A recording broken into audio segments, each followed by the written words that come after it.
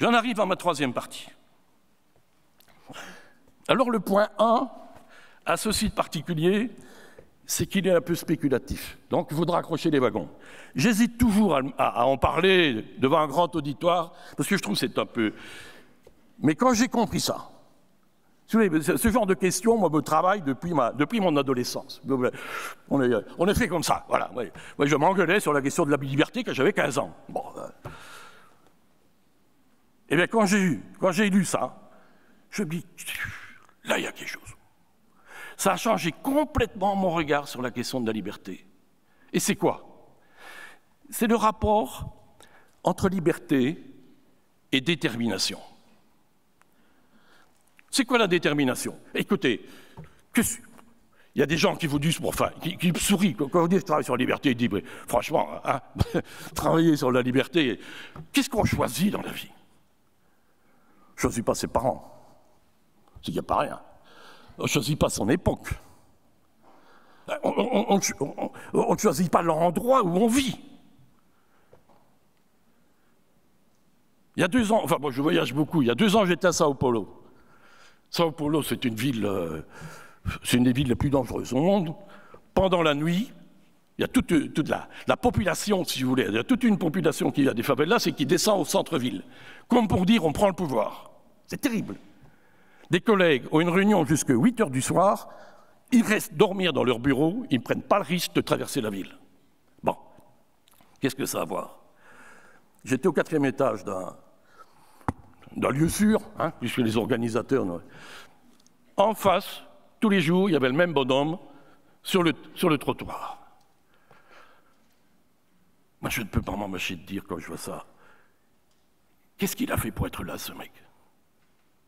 Et qu'est-ce que j'ai fait pour être, moi, prof d'UNIF?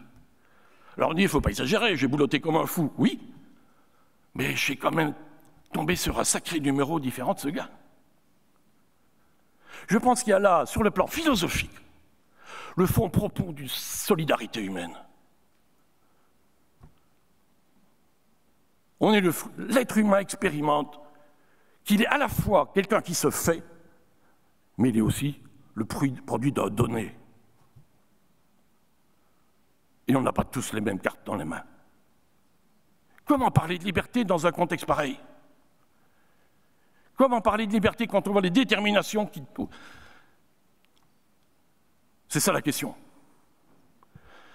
On oppose souvent détermination et liberté. On va faire un petit jeu. Si détermination est opposée à liberté, essayons d'imaginer un être absolument libre. C'est un être qui n'est pas de détermination. Imaginons un gars, bon, je dis un gars parce que hein, un gars qui est amateur de guerre et de grands conquérants. Bon, mais s'il je sais pas moi, s'il veut vivre avec Napoléon, ben il rate Alexandre. Bon, donc même le mec qui peut choisir son époque, c'est pas l'absolue liberté. Prenons un Dieu. Je parle ici du concept. Hein, je parle pas de. Bon, je ne suis pas dans un débat sur l'existence ou non-existence. Prenons le concept de Dieu. Les chrétiens disent que Dieu est amour. Mais s'il est amour, il n'est pas haine. C'est une manière de le déterminer. Il n'est donc pas l'absolue liberté. Ce serait quoi l'absolue liberté? L'absence absolue de détermination. Qu'est-ce qu'il distingue du néant? Rien. L'être pur et le néant pur sont identiques. C'est le point de départ de tout le système hégélien. Pour revenir sur la question de la liberté, ça veut dire que la détermination qui me donne une époque, qui me donne des parents, qui me donne une société, ce n'est pas un obstacle à la liberté. C'est une condition de possibilité de la liberté. C'est un champ d'action possible. Et s'il n'y a pas de détermination, il n'y a pas d'existence. Autrement dit, le concept de liberté ne s'oppose pas au concept de détermination, il s'oppose au concept de déterminisme. Si vous avez des déterminations qui sont contraignantes à un point tel qu'il n'y a aucun choix, alors là, vous êtes dans le déterminisme et il n'y a pas de liberté. Si je lâche ma montre et que elle ne va pas réfléchir beaucoup avant de se retrouver par terre. D'accord? Voilà. On est dans un système déterministe. Par contre, le fait que vous viviez à une époque laisse ouvert tout un champ de possibles. Et qu'est-ce qui caractérise le comportement humain? J'en arrive à mon point 2 avec Habermas. Qu'est-ce que c'est être un être humain? C'est en termes théoriques, c'est un système de contraintes, un système de détermination qui a une marge de manœuvre. Et qu'est-ce qui fait de sa marge de manœuvre? Ben, c'est par le langage. Le langage articulé qui lui permet d'inscrire son comportement dans une temporalité longue.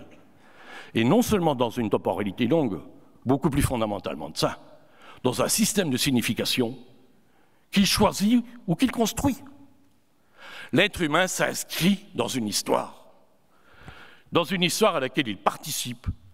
Être humain, c'est quoi? C'est utiliser sa marge de manœuvre en fonction du système de signification que l'on a adopté. Ce système de signification vous est proposé, il s'inscrit dans une histoire, mais vous pouvez le changer. C'est ça la liberté.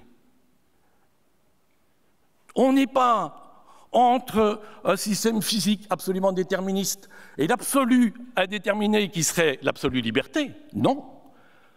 On est dans un système de contraintes, dans un système de détermination qui nous laisse une marge de manœuvre. Et comment se fait l'articulation? C'est ma dernière, mais je peux parler 2 heures dessus. Alors, c'est un peu le problème. Comment se fait l'articulation? Comment se fait l'articulation entre contrainte et signification? Ça peut paraître une question...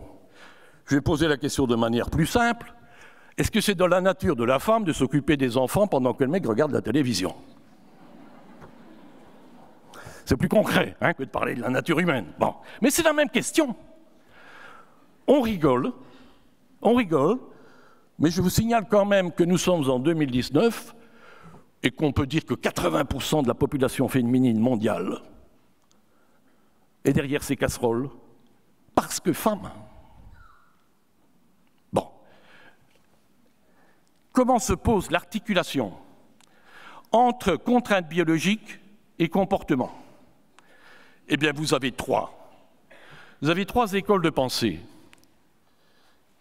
Il y a la pensée réaliste, la pensée idéaliste et la pensée que je qualifierais de dialectique pour faire plus simple. C'est quoi la pensée réaliste? Ben, c'est dire tout simplement, tu viens dans un monde où le sens de ton existence te précède. Je ne sais pas si vous connaissez Adja Labib, enfin vous connaissez, c'est la journaliste de RTB qui présente le journal télévisé à 19h30. Cette dame a fait un film sur sa mère. C'est d'une humanité à pleurer. D'ailleurs, l'animateur, j'étais voir le film en présence d'eux, etc., l'animateur ne savait pas se remettre. Il y a une dame qui est interviewée qui raconte, quand elle avait 7 ans, elle préparait, enfin pas les tartines, elle préparait la collation de son grand frère. Elle accompagnait son grand frère jusqu'à la porte de la propriété. Son grand frère qui allait à l'école, et elle revenait toute seule en pleurant tous les jours. Parce que comme petite fille, elle ne pouvait pas aller à l'école. Vous êtes dans une société, en termes techniques, l'essence précède l'existence. Votre corps détermine le sens de votre vie.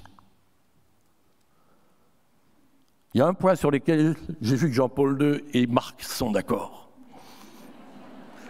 Ce sont 2 réalistes.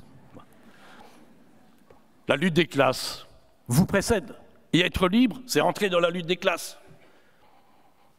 Les commandements de Dieu vous précèdent. Être libre, c'est obéir à ces commandements qui vous précèdent. Le sens vous précède. Ça, c'est la position réaliste. Dans l'idéalisme, alors là, c'est l'existentialisme sartrien. Si j'ai pris l'exemple de la femme, ce n'est pas par hasard. Simone de Beauvoir, la compagne de Sartre, ça veut dire quoi être femme? Mais c'est ce que la femme décide. L'existence précède l'essence. Il n'y a pas un sens de l'existence qui vous précède et vous amenez là, vous tombez en parachute et puis bon, qu'est-ce que je dois faire? Et c'est fini. Non. La vie, c'est inventer le sens. La vie est invention. Et être libre, c'est cela. Ça, c'est la thèse de Simone de Beauvoir. Qu'est-ce qui ne va pas chez Simone de Beauvoir? C'est à la fois passionnant, mais d'un autre côté de se dire qu'il y a une sorte de regard péjoratif sur toute contrainte. Chez Merleau-Ponty, le corps, les contraintes corporelles, mais ce n'est pas seulement des contraintes. Pour la femme, pouvoir enfanter, ce n'est pas seulement une charge, c'est une grâce. Et elle en fait ce qu'elle veut. Dans le moment dialectique, il n'y a pas de nature humaine au sens fort, mais ce n'est pas vrai de dire que la nature humaine, c'est simplement la culture. Pourquoi? Parce qu'on a un corps. On a un corps qui a ses contraintes, qui a ses forces et qui a ses limites. Et être humain, c'est entrer dans un rapport avec le corps où le corps fait des propositions de sens, mais de signification au pluriel, et où l'être humain, par son langage, construit des significations et construit sa vie en lien avec ses contraintes.